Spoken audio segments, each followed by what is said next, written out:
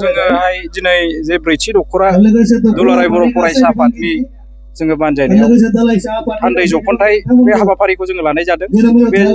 बे हाबाफारिखौ जिंजिबिल गामियाव जोङो सानसेनि हाबाफारि लानानै जोङो खुंनाय जादों। आरो जोङो बेनो जे जोङो रायजो राजाफोरखौ साफ्रोमखौबो जोङो खावलायदों जे जाहाथे जोंनि बे हाबाफारिखौ मोजाङै मोजां फैनानै बाहागो लाफैनानै जे मोजां जाफुंहैयो जोङो बेखौनो साफ्रोमबो रायजो राजाफोरखौ खावलायहरदों आरो फैगासिनो दं रायजो राजाफ्रा। आरो दसे समावनो जोङो दिनै अपेन डेलिगेट जोङो बेवहाय लानाय जादों। जोङो बे हाबाफारिया दसे उनावनो जागायसिगोन। मा थांखि लागोन होननानै आसा खालामदों? जोङो बेवहाय थांखि लानाया बेनो, जोंनि ओनसोलखौ जोङो मोजाङै फोसाबनांगोन। दिनै मोजाङै फोसाबबासो जोंनि ओनसोलाव बिदि लेखा गोरों बा फारफ्रोमबो बिथिङाव जौगानायाव दिनै खेलायावनो होन बा गुबुन बिथिङावनो होन दिनै जौगानायखौ जोङो लाबोनो हागोन। मानोना जोङो फार्स्टआव गोग्गो समाज दानांगोन। गोग्गो समाज दाबासो जोङो माहारिनि जे खामानि मावनांगौ बे हाबाफारिखौ जोङो मावलांनो हागोन होननानै जों सानो। आरो जोङो बेवहाय जोंनि ओनसोलाव दासिमबो जे जोबाखै उन्दै बैसोआव हाबा जानाय, ड्राग्स बाहायनाय, जौ जे जुवा बेफोरबायदिखौ जोङो बन्द' खालामनांगोन। मानोना बेफोरनो जोंनि समाजाव गुबुंले लाबोयो आरो बेफोरनि थाखायनो दिनै जोंनि समाजा गाज्रि जायो। दिनै जों समाजखौ फोसाबनांगौबा जोङो बेफोरखौ जोङो सिगाङाव गिबियावनो मावग्रोनांगौ दं होननानै जोङो ब्रैथि दख'रा दुलाराय बर' फरायसा आफादा जोङो बेखौ सानो।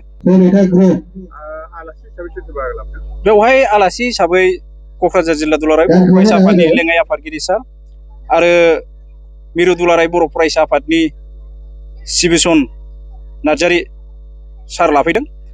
जोङो बिथांमोनखौनो लिंहरनाय जादों। बिथांमोनाबो सफैखाबाय जानो, दसे समाव बिथांमोना बाहागो लासिगोन। हाबाफारिनि गेजेरजों रायजो राजाखौ मा खावलायगोन? आं रायजो राजाखौ बेखौनो खावलायगोन जे जोंनि समाजा मोजां समाज फैनांगोन। गुबुंले समाजखौ नागारनानै जोङो मोजां समाजजों थांनांगोन। जोङो दिनै गाज्रि आबहावा, दिनै जुवाया जोंनि ओनसोलावबो गोबां जाबाय थादों। दिनै बेफोरबायदि जुवाखौ दिनै होबथानांगौआ सोरबा एबसुनिल' नङा, साफ्रोमबो रायजो राजानि दायथ'। दिनै रायजो राजाया होबथाबासो नों आंनि गथ' गथाया दिनै लेखा फरायनाय फारफ्रोम बिथिङाव जौगागोन। जोङो गाज्रि हुदाफोरखौ साफ्रोमबो खौसेयै रायजो राजाजों ज' खामानि मावनांगौ दं होननानै जोङो ब्रैथि दख'रा दुलाराय बर' फरायसा आफादनिफ्राय साफ्रोमबो रायजो राजाफोरखौ जोङो खावलायहरनाय थाबाय। हाबाफारियाव बाहागो लाफैनायनि गेजेरजों रायजो राजानो मा मेसेज होनो सानो?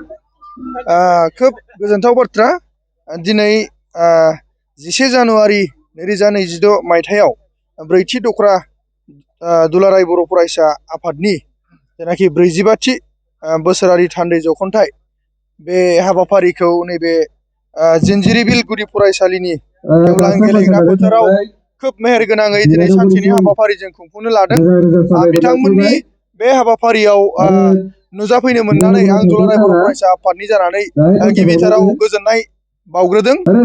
बिनि गेजेरजों आङो बेखौनो फोरमायनो नागिरदों जे दुलाराय बर' फरायसा आफादा जोनोम जानायनि उननिफ्रायनो मिरु जिल्ला दख'रा दालाइसा आफादसिम मोनफ्रोमबो आफादफोरा गावबा गावनि जेनाखि बोसोरारि जख'न्थाइखौ खुंबोदों आरो बे बोसोरारि जख'न्थाइनि गेजेरजों बर' हारिनि, बर' रावनि, थुनलाइनि, हारिमुनि, रांखान्थिनि गोबां जौगानायनि थाखाय खामानि मावनो बिथांखि लानानै सावरायनाय जायो। आरो फैबाय थानाय समाव बर' हारिखौ जेनाखि मुलुगाव गेरेमसा माहारि हिसाबै दाफुंनायाव दुलाराय बर' फरायसा आफादा जिरायनाय गैयै, मेंनाय गैयै खामानि मावबोबाय थादों। थिग नैबे ब्रैथि दख'रा दुलाराय बर' फरायसा आफादनि सिङावबो जानाखि जोंहा बर' हारिनि खामानि मावनो गोनां दङ, राव, थुनलाइ, हारिमु, गेलेमु, मोनफ्रोमबो बिथिङाव नैबे ब्रैथि दख'रा दुलाराय बर' फरायसा आफादनि बेन्दोङाव थानाय जेनाखि बर' रायजो राजाफोरनि जौगानाय, रांखान्थि बिथिङाव, सोलोंथाइ बिथिङाव जोंहा गोबां हाबाफारि मावनांगौ दङ। नैबेफोरबायदि हाबाफारिखौ मावफुंनो थाखाय दिनैनि गेजेरजों खोब ओंथिगोनां रायजो राजाफोरखौ लानानै मेहेरगोनाङै सावरायनाय जागोन। आरो बे सावरायनायनि गेजेरजोंनो नैबे ब्रैथि दख'रा दुलाराय बर' फरायसा आफादनि सिङाव थानाय जेनाखि रायजो राजाफोरा एसेब्लाबो जोङो हारिनि आरो राव, थुनलाइ, हारिमु, रांखान्थि बायदि गोबां बिथिङाव जोङो एसेब्लाबो सांग्रां जानो हागोन। आरो इयुनाव बर' हारिखौ मोनसे गेरेमसा माहारि दाफुंनायाव ब्रैथि दख'रा दुलाराय बर' फरायसा आफादनि दैदेनगिरिजों लोगोसे साफ्रोमबो रायजो राजा बिथांमोनहा खोब बिफाव लागोन। बेखौ मिजिंथिदों आरो खावलायगोन। दिनैनि दिनाव मोनसे बर' हारिनि गेजेराव मोनसे गिख्रंथाव थासारि फैदों। आं दिनैनि गेजेरजों फोरमायनो लुगैदों जोंनि गेजेराव जोङो जाय समाव जोङो सोलोंथाइ लानानै मुलुगाव हारिखौ राव थुनलाइखौ जौगाहोनायनि सम, बे समाव दिनै जोंनि गेजेराव मोनसे गाज्रि थासारि जाबाय थादों। जोंनि गेजेराव मोनफ्रोमबो समावनो फुजा मेला बायदि रोखोमनि हाबाफारि खुङै खुङै जोंनि फरायफुनाय फरायसाफोरखौ बैफोरबायदियाव थांनांगौ बायद' जाहोदों।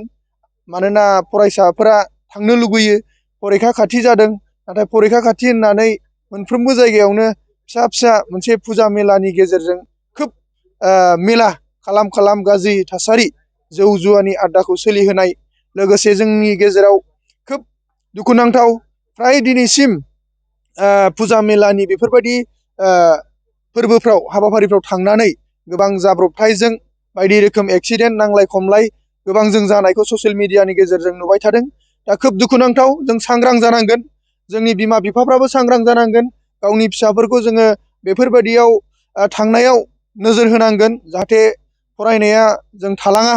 बैफोरबायदि फुजा मेलायाव थांनायखौ जोङो नागारनांगोन। जोंनि थांखि होसोनायाव, बर' माहारिखौ गेरेमसा माहारि दानायाव साफ्रोमबो फरायसायानो बिहोमा हैनांगोन आरो दिनैनि फरायसायानो उन समनि दैदेनगिरि जागोन। बेखौ जों नोजोर बोनानै साफ्रोमबो गारजेनफ्राबो दिथा होनांगोन गावनि फिसाखौ। आरो साफ्रोमबो फरायसा बिथांमोनहा गाव गावनो साननांगोन जे गावनि इयुन दानायाव गावनो देरसिन बिफाव लायो। फुजा मेला बेरायबाय थायोब्ला गावनि जिउजों लोगोसे, गावनि थांखि होसोनायजों लोगोसे हारियावबो खहा जागोन आरो गावबो खहा जागोन। आं बेखौ मेसेज होनो सानो।